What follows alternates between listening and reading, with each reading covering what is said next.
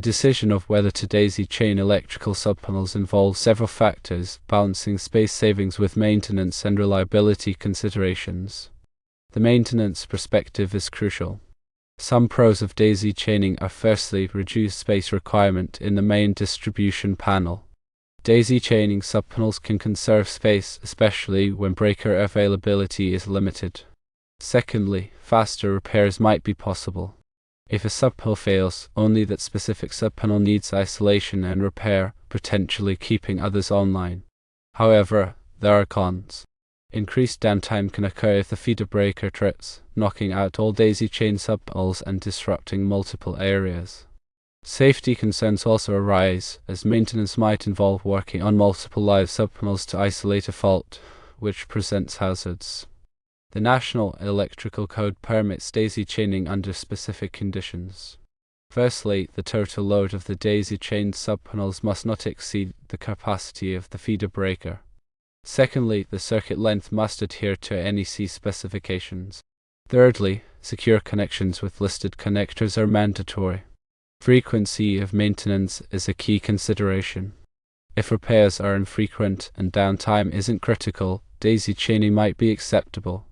Criticality of the loads is another factor. If the subpanels power essential equipment that cannot tolerate interruptions, individual feeds from the MDP are preferable. Available space is important. When space in the MDP is limited, daisy chaining can offer a practical solution. Considering these factors, if the facility's loads are critical and cannot withstand power interruptions, avoiding daisy chaining and providing individual feeds from the MDP is the better approach. If the loads are less critical and the potential downtime is acceptable, daisy chaining becomes a more reasonable option to conserve space. Ultimately, the decision should involve consultation with the maintenance team and an electrical engineer to align with specific requirements and maintenance practices. Examining some key aspects of electrical subpanel design and NEC compliance, it's important to delve further into the technical details that inform this decision-making process. Firstly, conductor sizing and overcurrent protection. The NEC mandates that conductors supplying electrical loads must be adequately sized to handle the anticipated current. NEC Table 310.15 details allowable ampacities for various conductor types and insulation ratings, considering factors like ambient temperature and the number of current-carrying conductors in a racewire cable. Overcurrent protection, typically in the form of circuit breakers or fuses, must be provided to protect conductors from overload in short-circuit conditions. The overcurrent protected device should be sized no larger than the conductor's ampacity, as specified in NEC Section 240.4. Secondly, ground fault protection. Ground fault protection is crucial for minimizing the risk of electrical shock and fire hazards. The NEC requires ground fault circuit interrupter, or GFCI, protection in various locations, including bathrooms, kitchens, and outdoor areas.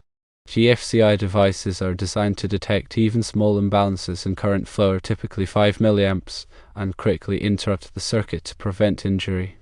For larger electrical systems, ground fault protection can be provided using ground fault relays and sensors that monitor the flow of current to ground and trip the main circuit breaker in the event of a ground fault. Thirdly, bonding and grounding. Proper bonding and grounding are essential for creating a safe and effective electrical system. Bonding refers to the practice of connecting all non-current carrying metal parts of an electrical system, such as equipment enclosures, raceways, and metallic water pipes, to create a low impedance path for fault current to return to the source. Grounding, on the other hand, involves connecting the electrical system to the earth through a grounding electrode, such as a ground rod or a metallic water pipe. This provides a reference point for the electrical system and helps to stabilize voltage levels. The NEC specifies detailed requirements for bonding and grounding in Article 250, including the size and type of grounding conductors, the methods for connecting to grounding electrodes, and the requirements for bonding different types of metal enclosures and equipment. Fourthly, voltage drop calculations. Voltage drop is the reduction in voltage that occurs along the length of a conductor due to its resistance. Excessive voltage drop can cause equipment to malfunction, reduce the efficiency of electrical devices, and even damage sensitive electronic components. The NEC recommends limiting voltage drop to no more than 3% for branch circuits and 5% for feeders. To calculate voltage drop, engineers use formulas that take into account the conductor's length, current, and resistance. These calculations help to ensure that conductors are properly sized to minimize voltage drop and maintain adequate voltage levels throughout the electrical system. Fifthly, short circuit current calculations. Short circuit current is a high level of current that flows through an electrical circuit during a short circuit fault. This current can be many times higher than the normal operating current, and it can quickly damage equipment and cause fires if not properly managed.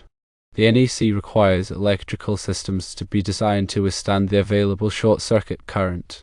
This involves calculating the maximum short circuit current that can occur at various points in the electrical system and selecting equipment, such as circuit breakers and fuses, that have adequate interrupting ratings to safely interrupt the fault current.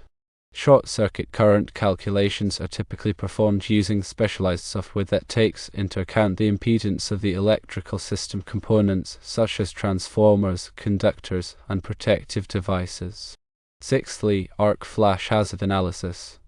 Arc flash is a dangerous phenomenon that can occur when a short circuit fault creates an electric arc. This arc can produce intense heat, pressure, and light, as well as toxic fumes and molten metal. Arc flash incidents can cause severe burns, injuries, and even fatalities. The NEC requires employers to perform an arc flash hazard analysis to identify potential arc flash hazards in the workplace and to implement appropriate safety measures to protect workers. This analysis involves calculating the incident energy levels at various points in the electrical system and determining the appropriate personal protective equipment, or PPE, that workers must wear when working on or near energized electrical equipment. Arc flash hazard analysis is typically performed using specialized software that takes into account the electrical system's parameters such as voltage, current, and clearing time of protective devices. Considering common voltage configurations and implications, it's critical to consider the specific voltage levels involved in the electrical system. In North America, common voltage configurations include 120/240 volts single-phase, 208 volts three-phase, 277/480 volts three-phase, and 600 volts three-phase. The choice of voltage configuration depends on the type and size of the electrical loads being served, as well as the utility's distribution voltage. Low voltage systems, such as 120/240 volts, are typically used for residential and small commercial applications, while high voltage systems, such as 277/480 volts and 600 volts, are used for larger commercial and industrial facilities. Higher voltage systems offer several advantages, including reduced conductor sizes, low voltage drop, and increased efficiency. However, they also require more specialized equipment and safety procedures. The NEC provides detailed requirements for working with different voltage levels, including minimum approach distances, PPE requirements, and safety training requirements. When designing and installing electrical subpanels, it's crucial to consider the voltage configuration of the electrical system and to select equipment and wiring methods that are appropriate for the voltage level. This helps to ensure the safety and reliability of the electrical system and to minimize the risk of electrical hazard. Discussing the impact of harmonic distortion and power quality. Harmonic distortion is a phenomenon that can occur in electrical systems due to the presence of nonlinear loads such as electronic ballasts, variable frequency drives, and uninterruptible power supplies. These loads draw current in a non-sinusoidal manner, which can create harmonic currents that flow back into the electrical system. Harmonic currents can cause a variety of problems, including overheating of transformers and conductors, increased energy losses, and interference with sensitive electronic equipment. The NEC recommends limiting harmonic distortion to acceptable levels, as specified in IEEE Standard 519. This can be achieved by using harmonic filters, reactors, and other power quality improvement devices. Power quality refers to the overall quality of the electrical power supply, including voltage stability, frequency stability, and harmonic distortion levels. Poor power quality can cause equipment to malfunction, reduce the lifespan of electrical devices, and increase energy costs.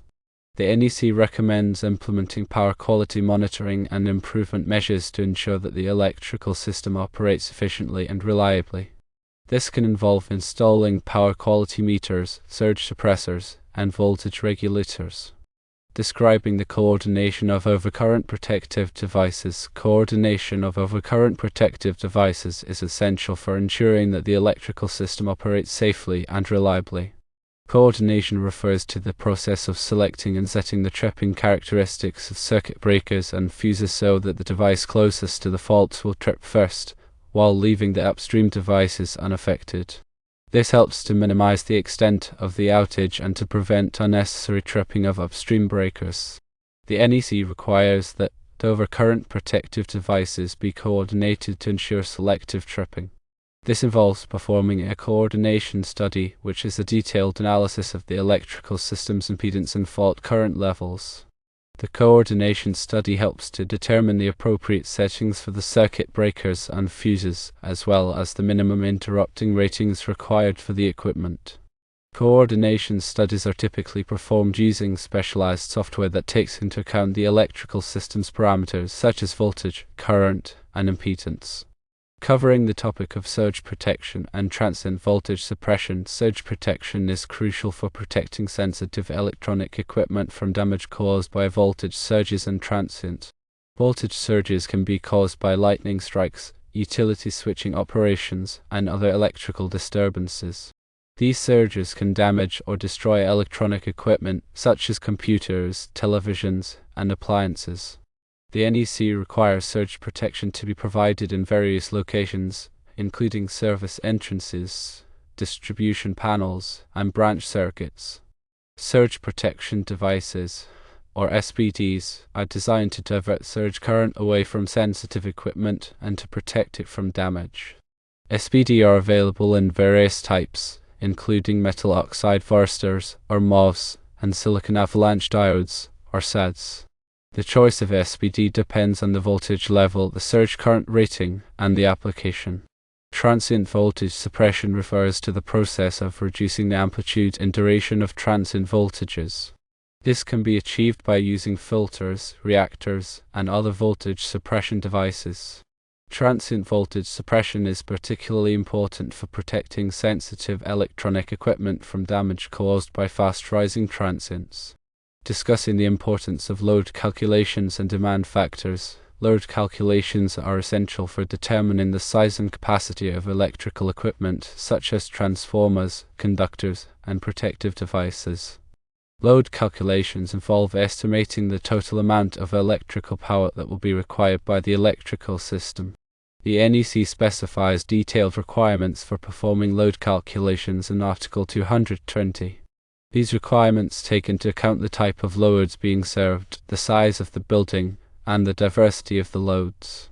Demand factors are used to account for the fact that not all electrical loads will be operating at their maximum capacity at the same time. The NEC allows the use of demand factors to reduce the calculated load, which can result in smaller and less expensive electrical equipment. However, it's important to use demand factors carefully and to ensure that the calculated load is sufficient to meet the actual needs of the electrical system. Describing energy efficiency considerations. Energy efficiency is an increasingly important consideration in electrical system design.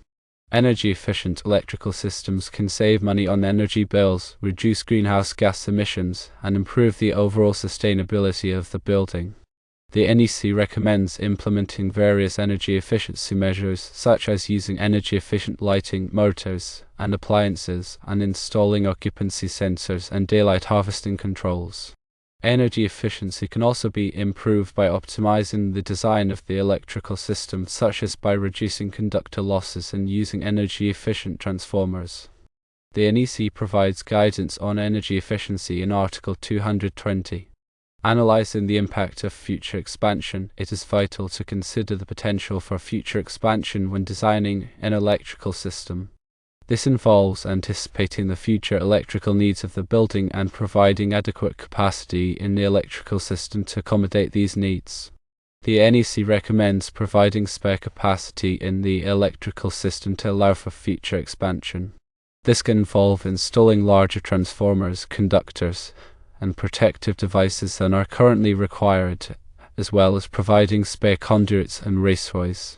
Planning for future expansion can save money in the long run by avoiding the need for costly upgrades and modifications later on.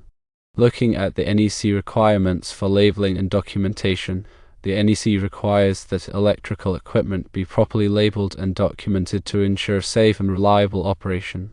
This includes labeling circuit breakers, switches, and other equipment with their voltage, current, and interrupting ratings.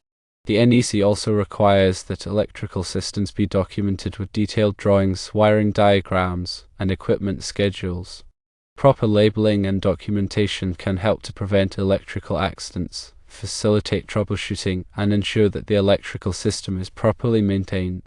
Talking about periodic maintenance and testing, periodic maintenance and testing are essential for ensuring the continued safe and reliable operation of an electrical system. The NEC recommends that electrical systems be inspected and tested on a regular basis. This can involve visual inspections, insulation resistance testing, and ground fault testing. Periodic maintenance and testing can help to identify potential problems before they become serious and to ensure that the electrical system is operating properly. Detailing the importance of qualified personnel, it is critically important that all electrical work be performed by qualified personnel who are trained and experienced in electrical system design, installation, and maintenance. The NEC requires that electrical work be performed by licensed electricians or qualified individuals who are under the supervision of a licensed electrician. Qualified personnel have the knowledge and skills necessary to perform electrical work safely and effectively. They also have a thorough understanding of the NEC and other applicable codes and standards. Regarding the topic of working with an electrical engineer, working with a qualified electrical engineer is highly recommended for complex electrical projects. An electrical engineer can provide valuable expertise in electrical system design, load calculations, coordination studies, and other technical areas. An electrical engineer can also help to ensure that the electrical system complies with all applicable codes and standards. The electrical engineer should be a professional engineer, or P, licensed in the relevant jurisdiction. The P license ensures that the engineer has met certain minimum qualifications and has demonstrated competency in electrical engineering. It's important to select an electrical engineer who has experience in the specific type of project being undertaken.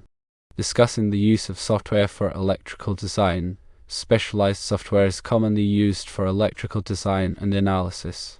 This software can help to automate many of the calculations and tasks involved in electrical system design, such as load calculations, voltage drop calculations, and short circuit current calculations. Electrical design software can also help to create detailed drawings and wiring diagrams. There are many different types of electrical design software available, ranging from simple programs for basic calculations to complex programs for advanced analysis. The choice of software depends on the complexity of the project and the needs of the engineer. Some popular electrical design software packages include Easy Power, SKM Power Tools, and NetApp. Highlighting safety considerations during installation. Electrical installation can be a hazardous activity if not performed properly. It's important to follow all safety precautions and to use appropriate personal protective equipment, or PPE, when working on your electrical equipment. PPE can include safety glasses, gloves, and insulated tools. It's also important to energize electrical circuits before working on them whenever possible. Lockout/tagout procedures should be followed to ensure that circuits are not accidentally re-energized while work is in progress. Electrical work should only be performed by qualified personnel who have been properly trained in electrical safety procedures. Detailing the documentation that is necessary for electrical systems. Comprehensive documentation is essential for the long-term maintenance and operation of an electrical system. This documentation should include detailed drawings, wiring diagrams, and equipment schedules. The documentation should also include information on the ratings of circuit breakers, switches, and other equipment. It is critical to maintain the documentation in a safe and accessible location. The documentation should be updated whenever changes are made to the electrical system. Comprehensive documentation can help to prevent electrical accidents, facilitate troubleshooting, and ensure that the electrical system is properly maintained. Covering the cost implications of electrical design choices. Electrical design choices can have significant cost implications. Energy-efficient equipment and design practices can save money on energy bills over the long term, but they may also have higher upfront costs. The choice of equipment and wiring methods can also affect the cost of the electrical system. It is critical to carefully consider the cost implications of all electrical design choices. A life cycle cost analysis can be helpful in evaluating the long-term costs and benefits of different electrical design options. The life cycle cost analysis should take into account the initial cost of the equipment, the operating costs, the maintenance costs, and the replacement costs. Covering the regulations and electrical inspections. Electrical installations are typically subject to inspection by local authorities.